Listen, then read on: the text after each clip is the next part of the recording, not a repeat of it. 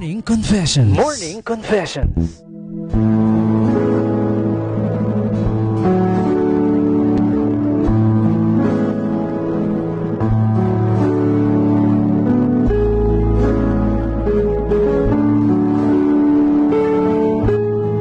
Ano 7.1 News FM Olongapo. Basta radyo, ibandera mo!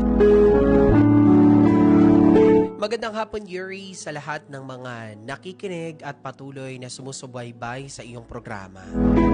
Isa na nga po ako sa mga nahikayat na sumulat at ibahagi ang aking kwento.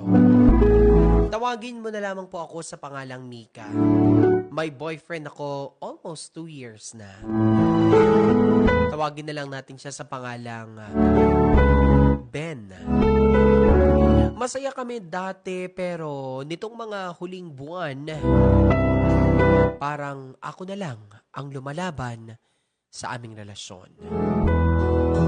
Masakit isipin, Yuri, ang mga ganitong pangyayari. Pero totoo pala, no? Kapag mahal mo, titiisin mo kahit na ikaw ang nasasaktan. Ako na lang ang nagpaparamdam lagi sa kanya. Ako na lang ang nag-aayos kapag may tampuhan kaming dalawa. Oo, kung hindi ko siya mahal, siguro nakakasawa. Pero hanggat mahal ko, kaya kong habaan ang pasensya ko. Kaya kong habaan ang pangunawa ko para sa kanya. Hanggang dumating, Yuri, ang isang araw, hindi na siya nagparamdam ng tuluyan sa akin. Ang saklap, ang sakit dahil walang goodbye. Walang paliwanag, iniwan ka lang ng ganun-ganun lang.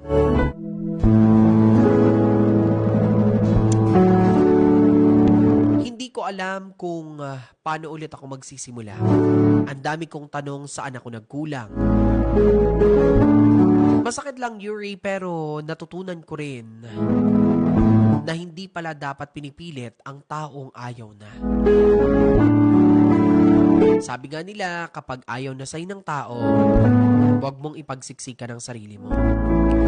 Sa ngayon, pinipili ko ang sarili ko kahit na ako ang nasasaktan.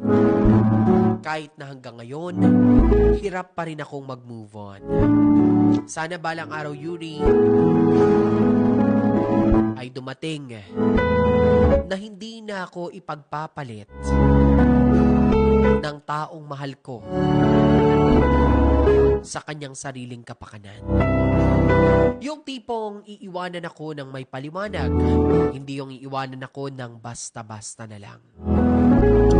Pagpayuhan niyo po ako kung paano ako tuluyang makakapag-move on sa nararamdaman kong ito. Lubos na gumagalang at nagpapasalamat, Mika. At ito po ang aking Morning Confession.